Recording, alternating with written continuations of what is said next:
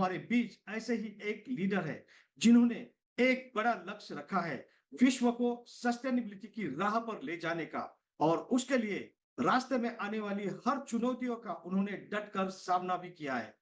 तो चलिए आमंत्रित करते हैं जमीन से जुड़े हुए leader, youngest woman entrepreneur, executive director of MCL, miss Prachi Dhole.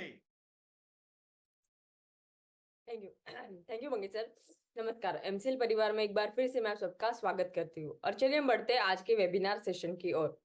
हम देखते हैं कि लगभग 10,000 साल पहले हमने खेती की शुरुआत की।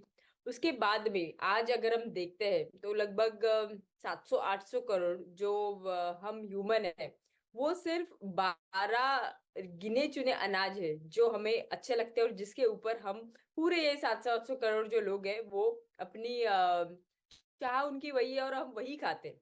लेकिन उसके वजह से क्या हुआ कि जब हमारे पास में आज 3.5 लाख से ऐसी प्रजाति है जो हमें पता है और 30,000 ऐसे हैं जो कि खाने लायक है।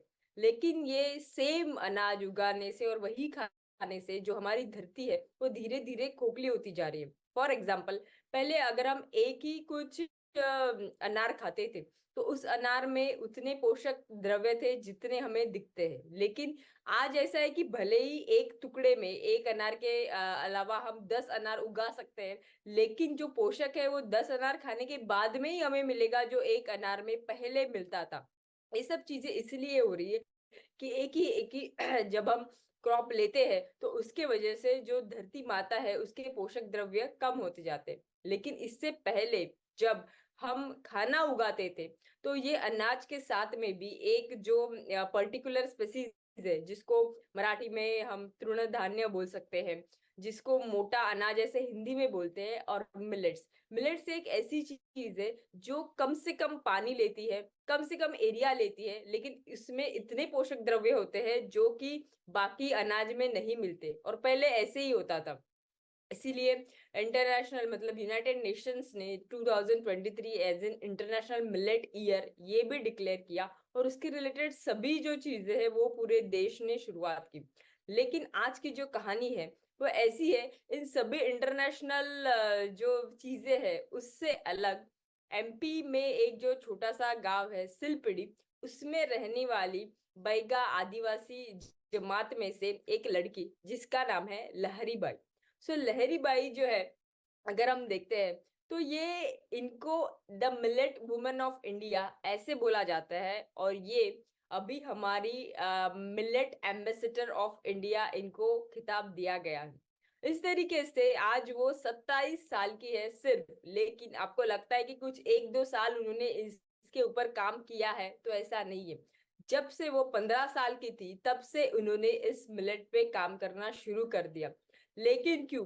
तो उसका रीजन ये है, उन्होंने अपने दादी जी को देखा कि उनकी तबीयत वो सभी अच्छे तरीके से रहते थे और वो बहुत साल जिंदा रहे। लेकिन उन्होंने देखा कि आज आजू बाजू जब भी हम देखते हैं तो उतने पोषक द्रव्य उनको नहीं मिलते। जब उन्होंने अपने दादी जी से पूछा तो उन्होंने बोला हम जो खाते थे वो आज आप नहीं खा रहे हो।